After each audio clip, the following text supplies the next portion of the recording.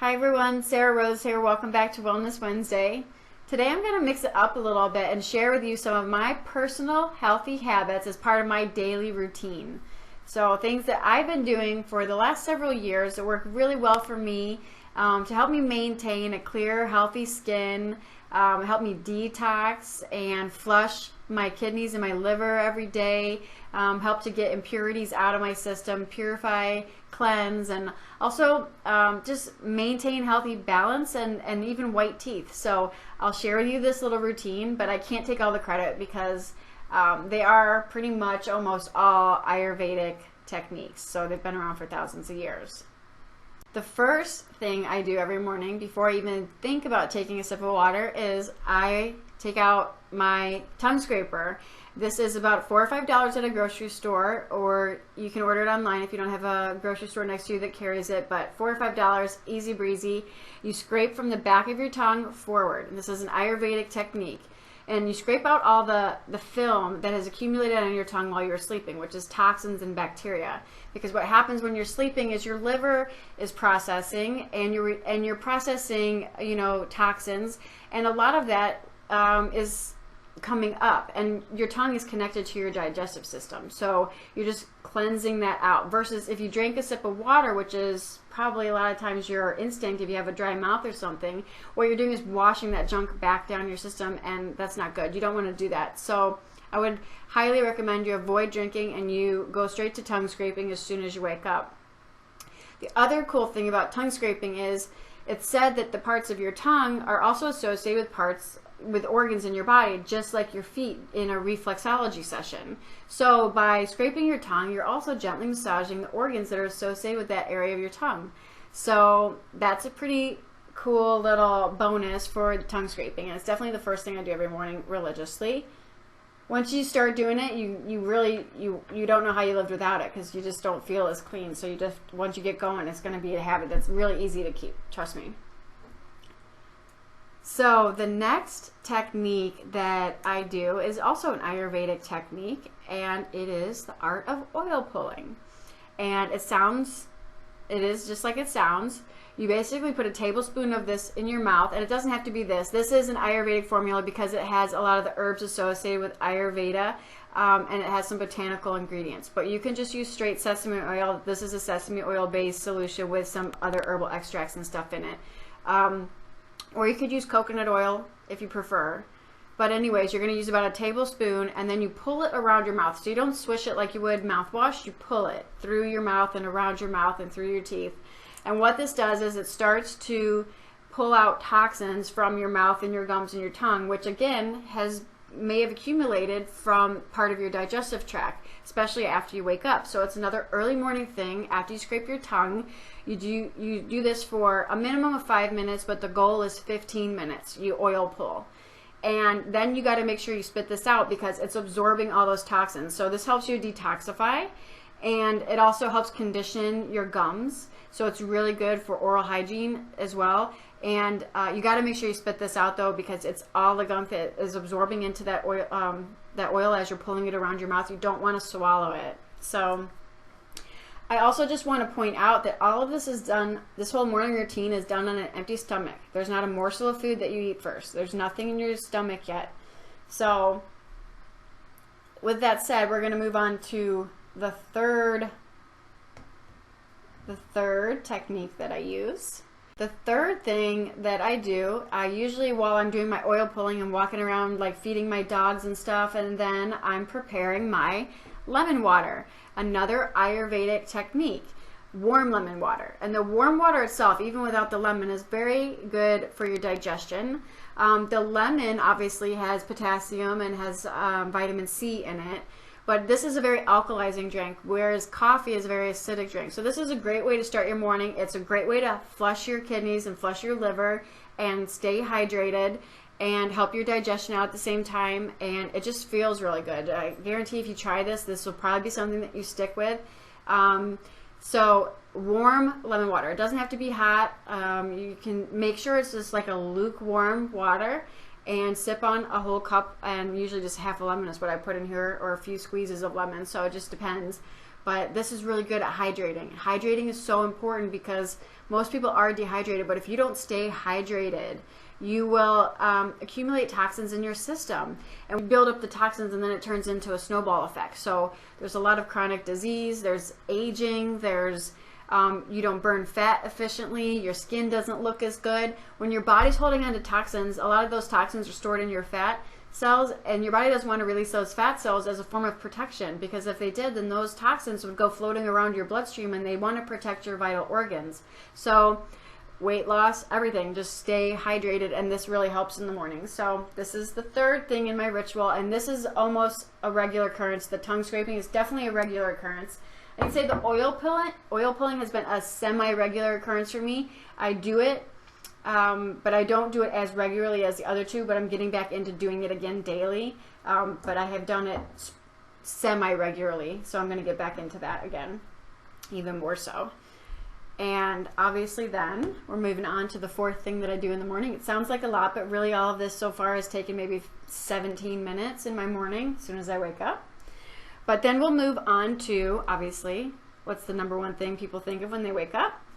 Brushing your teeth. So I always make sure that I use a fluoride-free natural toothpaste, and not all toothpastes are created equal. You got to think that the mucous membranes in your mouth absorb directly into your bloodstream, which is why when you take like a sublingual tablet and you put it under your mouth as a vitamin, it's going to go directly into your bloodstream. So anything that you put in your mouth needs to be, it can't have harmful ingredients, and it needs to be toxin-free.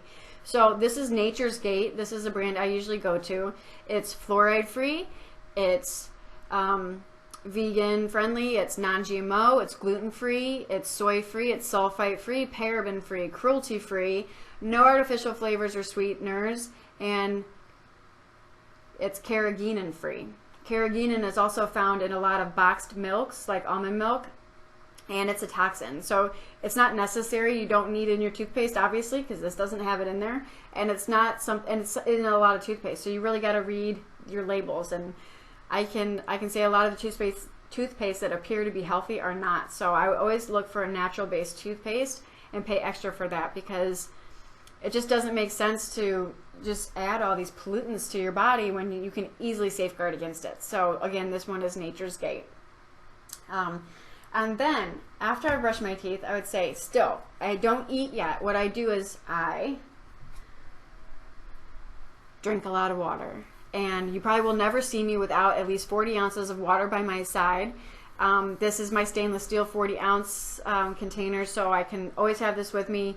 I usually drink at room temperature, but the rule of thumb is you want to drink about half your body weight in ounces a day. That goes up if you drink caffeine, if you drink alcohol, if you work out a lot, or if you exercise a lot. So you might have to up that. I'm trying to aim for two or three of these a day. I'm sticking closer to 3, which is really good for me. But in the morning, it's not weird if I drink the whole thing. That can sometimes be calm before I ever eat anything. I've at least downed at least one of these. But I would aim for at least 8 to 10 ounces of water in the morning on an empty stomach.